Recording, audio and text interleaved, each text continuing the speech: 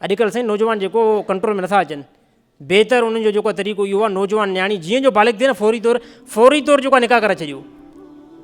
ऐं ॻाल्हि हिकु मां ज़िमेदारी सां कंदो, जेकॾहिं अगरि न्याणी ॾिसो न, हाणे असां इहो बरोचो असांजो जेको आहे बरोचो को ज़िंद आहे, असां चवंदा साईं जिते मां छोकिरी खे जेको आहे शादी चवां, पीउ चवंदो जिते मां चवां पोइ उते जेको आहे हुन छोकिरी जी शादी थी। न साईं ईअं छो साईं, इन पीउ खे जेको हमेशह हुन जेको हर मास रहणो आहे या पंहिंजे ॼाटे सां, छोकिरी खे रहणो आहे न। अगरि का छोकिरी इज़हार करे थी न, अबा जेको आहे फलाणी जॻह ते मूंखे जेको आहे शादी करायो, साईं बिल्कुलु करायो। उनजे अंदरि उन इहो जुर्म न कयो आहे, उन शरीयत जो इहो हक़ु जेको आहे इस्तेमालु कयो आहे। अलाह जे नबी, मां अॻु में बि बयानु करे चुको आहियां, अलाह जे नबी वटि हिकु जेको आहे साहबियाणी औरत आई, साहबियाणी औरत, ऐं निकाह साहबी सां थियल आहे।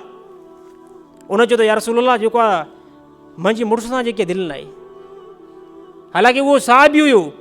अलाह जे नबी फरमा छा ॾेखां, या रसूल चेहरे जो थोरो सांवरो आहे, निमाज़ ज़बरदस्त थो पढ़े, इबादत तमामु घणी थो करे, पर हे जेकी दिलि आहे न, दिलि इहा अलाए छो माइलनि जी तरफ़ नथी थिए।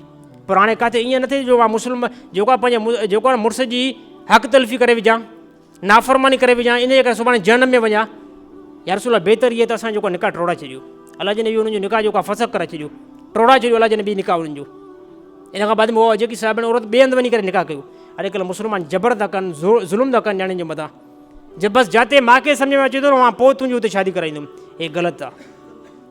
वरी अॻिते जेकॾहिं साईं पुछा कयूं, साईं हाणे पोइ असां बेग़ैरतुनि जा भला, अगरि कंहिं मां घणनि खे हिकु ॿिनि खे ईअं सम्झ में मां बाबा जेकॾहिं न्याणी अगरि चए थी न फलाणी जॻह ते शादी करायो, चङनि भलनि मूंखे चयो साईं असां पोइ बेग़ैरतुनि जा।